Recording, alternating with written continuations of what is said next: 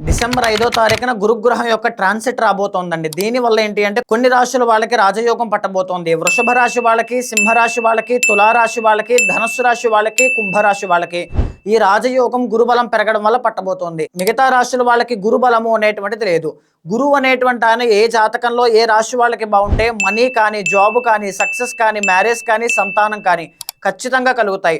అలాంటి గురుబలం పెంచుకోవడానికి ఒకే ఒక సులభమైన ఉపాయం ఏంటి అంటే ఇంట్లో స్ఫటిక శివలింగానికి అభిషేకం చేయాలి.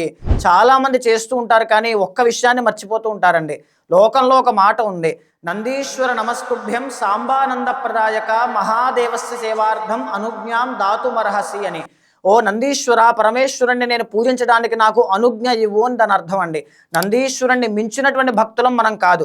అందుకే శివాలయానికి వెళ్ళినప్పుడు కూడా నందీశ్వరుడు యొక్క చెవిలో మనం చెబుతాం, అయ్యా నాకున్నటువంటి కోరికని స్వామికి తెలియచెయ్యి అని. అందుకే స్ఫటిక శివలింగంతో పాటుగా ఈసారి ఉమాస్ ఆరా తరపు నుంచి శివలింగంతో పాటుగా నందీశ్వరుణ్ణి కూడా ఇవ్వాలి అని చెప్పి నిర్ణయించుకున్నామండి. స్ఫటిక శివలింగము, స్ఫటిక నందీశ్వరుడు కూడా ఎవరైనా ఇంట్లో ఆరాధన చేసేటప్పుడు ఈ రెండిటికి కలిపి ఆరాధన చేయడం విశేషమైన శుభ ఫలితాలని, గురుబలాల్ని తప్పకుండా పెంచుతుంది. ఎవరికైనా కావాలనుకుంటే కింద నెంబర్కి కాల్ చేసి ఆర్డర్ చేసుకోవచ్చు.